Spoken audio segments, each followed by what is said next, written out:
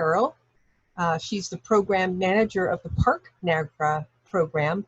Her background is in archaeology with a master's degree from Arizona State University. Mary has been working in NAGPRA compliance and the National Park Service for almost 20 years. So I'm hoping, Mary, that you're able to unmute yourself, and it looks like you're sharing your screen.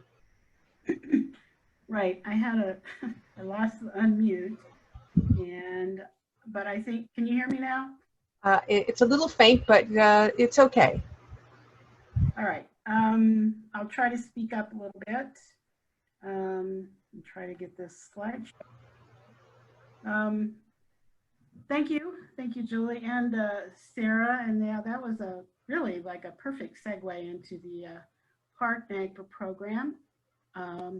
As Julie said, I'm Mary Carroll. I am the program manager of the Park NAGPRA program, and I just want to give you an overview of the program and our role in the Park Service and the kind of work that we do, which if anybody is interested in working in this area in the Park Service, to give you a kind of a little bit of a clue of what kind of things you might be involved in if you were interning for the Park NAGPRA program. So Park NAGPRA, as Sarah said, oversees the Park Service's own compliance with NAGPRA, because as a land managing agency, we're in a federal agency, same thing, I guess. We have to comply with this law. Park NAGPRA does that by providing technical assistance, guidance, and training for all NPS units service-wide in their compliance activities. The program is part of the Tribal Relations and American Cultures Office of the Cultural Resources Partnerships and Science Directorate, which is based in the Washington office. It's located in the main interior building in Washington, D.C. I, however, sit in Denver, Colorado, which is just kind of a little artifact of history that I won't get into. But the Park NAGPRA office is physically located in Denver, Colorado. So the NAGPRA compliance activities in the parks include creating and or updating inventories and summaries, assessing cultural affiliation or lineal descent, drafting, reviewing, publishing the required public notices, responding to inadvertent discoveries and preparing for intentional excavations, developing plans of action and comprehensive agreements, completing repatriations and dispositions, and consultation with tribes about any or all of the above. So summaries and inventories are an important part of the process for items in Park Service collections. These are required documents for specified cultural items. The summary, which I realize you probably can't read, but that's okay. This is like one page of the Park Service summary that was developed and finalized in 1993, which is when it was mandated to be done. And it's a kind of a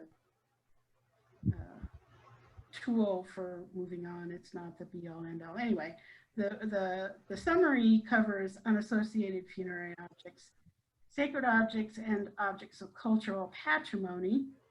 And the inventory, which is the page on the right, is an itemized list of human remains, Native American human remains, and associated funerary objects.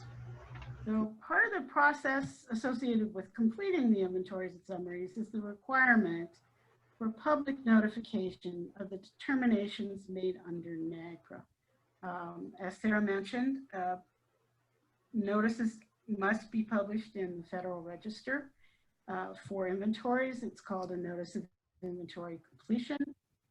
For the summaries, it's called a Notice of Intent to Repatriate. They differ a little bit, but in general, they describe the remains and the items, the circumstances of acquisition, cultural affiliation determinations and the evidence supporting those determinations, and the tribes consulted with to develop them. Every Federal Register notice that the Park Service publishes or puts forth for publication goes through review by the Park NAGPRA program before publication. And what we do is ensure that these notices meet legal requirements and fit the notice templates that are developed by National NAGPRA. We make sure they provide accurate numbers and accurate descriptions, that what is described in the notice matches that information that's on the inventory or the summary. And we make sure that the evidence that is laid forth there actually does support the decision, the affiliation or lineal descent or custody decisions. We also work with the parks on new discoveries on park lands that have occurred after November 16th of 1990, which is the day that the law went into effect. These are, we talk about these as inadvertent discoveries or intentional excavations. The process differs a bit depending on which they are, but obviously I'm not going to get into that. I do training for parks that covers all this, that's like not just inadvertent discoveries, but also the whole of NAGPRA that's, 3 days, 3 hours every day. So I won't even touch on that. But these remains and items, the intent is that they never become federal property, as opposed to the items that are in collections that started out. When NAGPRA was enacted, they already were federal property. So we hold them temporarily until appropriate custody can be determined, and the law specifies how we determine that custody. So, and again, we are required to provide public notification of these decisions. And in the case of inadvertent discoveries and intentional excavations, we don't do Federal Register notices. These notices are published in local newspapers, and they are called Notice of Intended Disposition, which is, they're very similar to Federal Register notices. It's just the place of publication. They will describe the remains and the items and how they were discovered or excavated and what the decision is for custody. There is also another newspaper notice on the side of NAGPRA that's called the Notice of Proposed Transfer or Reinterment of Unclaimed Cultural Items. And that is really kind of complicated, but it's used for situations where remains and objects actually haven't been transferred, and so there are options and alternative ways to make sure that they're returned to the appropriate tribes and buried. So Park NAGPRA is also responsible for coordinating the 2 mandated NAGPRA reports that exist.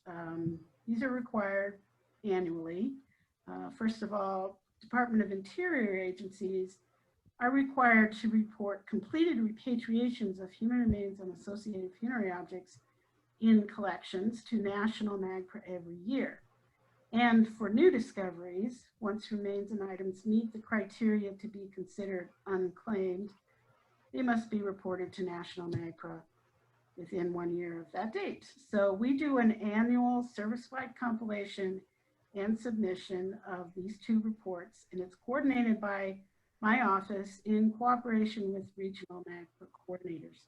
And to generate these reports, it relies on us being able to track all these published notices, the new discoveries that occur, the newspaper notices, the status of repatriation or transfer. So for a very quick look at the current state of Park Service repatriation, we're in pretty good shape. You can see the percentages reflect how many of the remains and objects that have been published have been repatriated. Generally, if we're not at 100%, it is because tribes haven't put in a claim for them yet. So in addition to the technical, case-by-case technical assistance, there is guidance for NAGPRA compliance for the Park Service is in what's known as Appendix R, which describes all these requirements and how to get through the process in a document. Whoops, the wrong way. So Park NAGPRA also provides training in all aspects of NAGPRA for the Park Service. Both in-person classes and online webinars are conducted. Most of the webinars are recorded and are available on our internal NAGPRA website. You can't get to the site unless you basically work for the Park Service. We also maintain and update that internal website, which contains that guidance, all the published notices the Park Service has ever done, training opportunities information, and the recorded webinars, as well as links to other resources. And also available there is contact information for our regional coordinators. We have 7 regions, and so there is one regional coordinator for each. So overall, I mean, if you're interested in working as an internship, the kind of tasks that you would be involved in would be in the website was created by a NCPE intern, which is great. So updating and modifying that website, reviewing inventories and draft notices, helping with tracking all of this data, compiling data for the reporting mandates, doing research on past actions such as repatriations or transfers. You know, it's been 30 years since NAGPRA was passed, and some of the data we don't have yet. Assistance with training sessions and sitting in on and taking notes and summarizing the meetings and calls that we have with parks that need assistance on specific situations. So I'll just end it with my contact information, and happy to answer questions.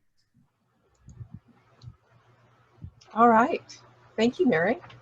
I really appreciate that. I'm looking in the chat and the Q&A for questions, and I see one from Jade. And she says, do consultation with tribes and assessments of lineal descent only include federally recognized tribes? Kind of, yes. To have standing under NAGPRA, a tribe needs to be federally recognized.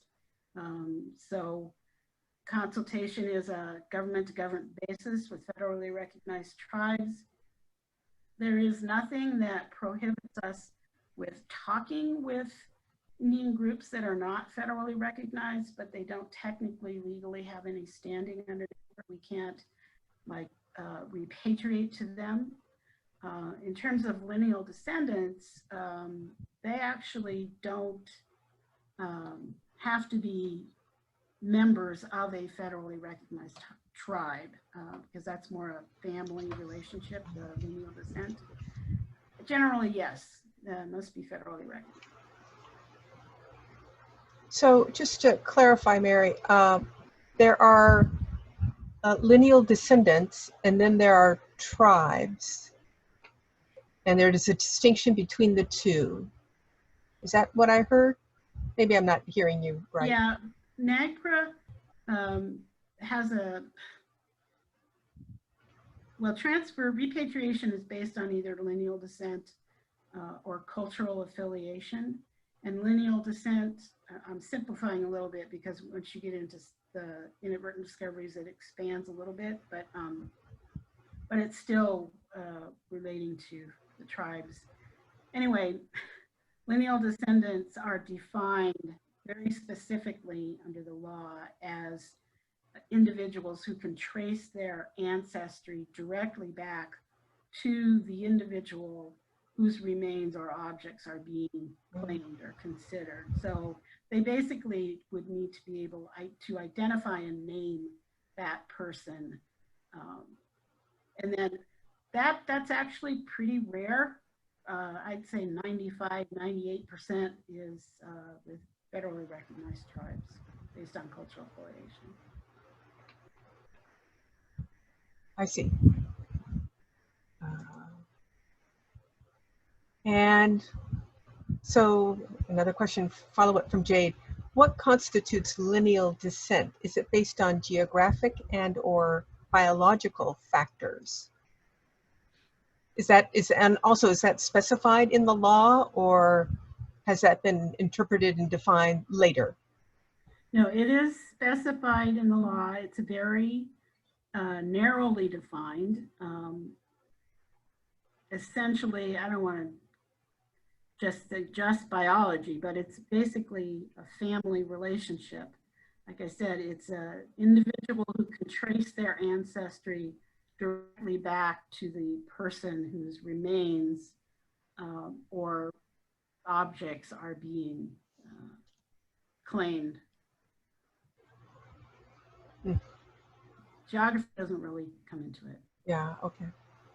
Biological. And I don't know if this is a question for you or maybe Sarah, but my question is, have there been discussions about updates or amendments to the NAGPRA law?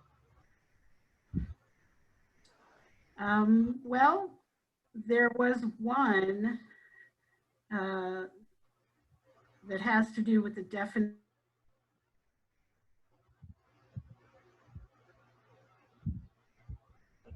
Mary, I just lost you.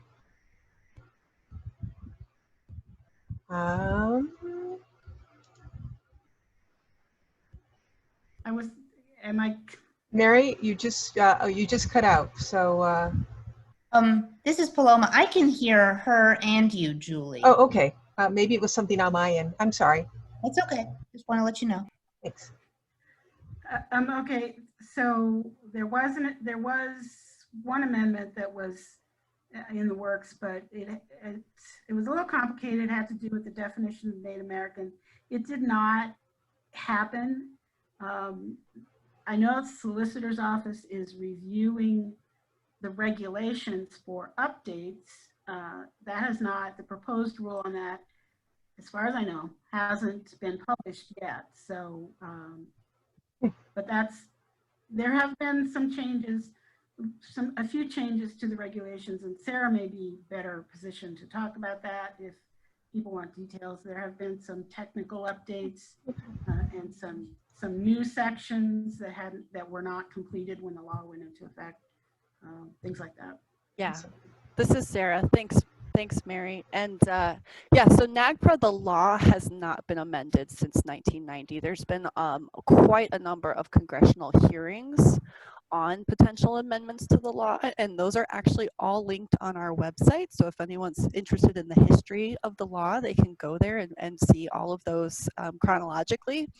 But one of the tasks, and I kind of glanced over this in my super quick summary, but one of the tasks of the National NAGPRA program is to promulgate the regulations. So the NAGPRA regulations actually didn't come about until several years after the law, after 1990 was passed, and there's been many updates to those regulations. As Mary mentioned, there were reserved sections that were later filled in. So we have had numerous updates to the regulations to guide that implementation of the law. Okay. This other question is might be for both of you, or try your best. How many federally recognized tribes have had objects repatriated? What happens when state recognized tribes have a dispute, or if a tribe receives federal recognition?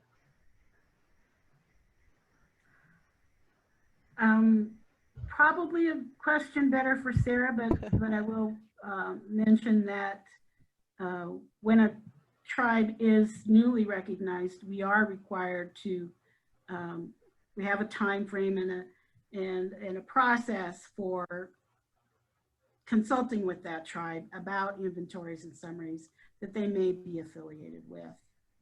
I don't know the answer to the others. I see. Yeah, thanks, Mary. This is 3 parts. I can't answer the first one. How many federally recognized tribes have had objects repatriated? Gosh, let's say, what is it right now? Jamie Lee would know. 574 federally recognized tribes right now, including all the Alaska Native villages and things. So yes, the definition of Indian tribe under NAGPRA does include the requirement that that tribe is a federally recognized nation. So when state recognized tribes, maybe just the problem is they don't have standing, as Mary has described, under NAGPRA to be considered, quote, Indian tribes under the law. However, there are ways around that those later regulations helped address in a way. So although they cannot be, quote, culturally affiliated under NAGPRA, museums can still determine that there may be an Aboriginal land tribe, even if it's not a federally recognized one. Or often we see non-federally recognized Indian groups that partner up with a closely related or friendly federally recognized tribe who can make a claim on their behalf and then transfer whatever those ancestors or items to them after the fact. So we see a lot of that as well. And as Mary touched on, when tribes receive federal recognition, it starts the timeline, it starts the countdown for museums to update their inventories and summaries and to reach out to consult with those newly federally recognized tribes. Virginia just had quite a few newly recognized, went from state recognition to federal recognition. So we actually have active grantees right now working with redoing their inventories and summaries in Virginia to address those new tribes. All right. I think we'll stop there and go on to our next speaker. I will introduce Jamie Lee.